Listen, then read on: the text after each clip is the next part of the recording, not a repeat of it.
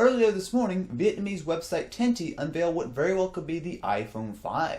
As you can see in these shots here, there are several key things about this iPhone that separates it from the iPhone 4. So the first of which is obviously going to be the white color. Now, there have been white iPhone 4s before, so that's not a big deal. However, there are a couple of key things that make us think that this could very well be the iPhone 5 rather than the iPhone 4. So the first thing is the camera. If you take a look at the camera on the back, it is somewhat different from the iPhone 4. Same goes for the button layout, slight differences, although nothing really all that big. Another thing that kind of tips this off as being an iPhone 5 is the fact that, as you can see in the settings screen, it actually has 64 gigabytes of storage. Moving on to the OS, you can see that there are a couple of key differences. So the first of which is the way multitasking works. So a lot of people, myself included, haven't really been all that thrilled with the Apple multitasking that comes shipped with iOS 4.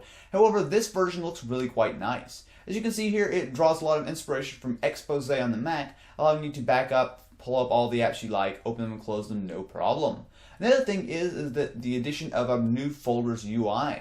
Now this Folders UI looks pretty interesting. I'm not entirely sure that I'm a huge fan of it. I think it's kind of be one of those things where you gotta try it before really make up your mind. But it definitely is very different from iOS 4, and it's not half bad at all.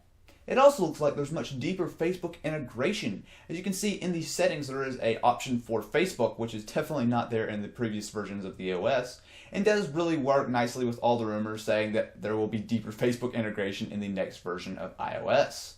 Now, I do want to caution, take all of this with a grain of salt. Now, this certainly is a legit prototype. You can see a lot of the Apple various apps that they use for development. So this is definitely a prototype of some sort. However, it very well might be an iPhone 4 prototype because there are just a couple of small differences, nothing major. We don't see any larger screen or several other of the rumors that we've heard.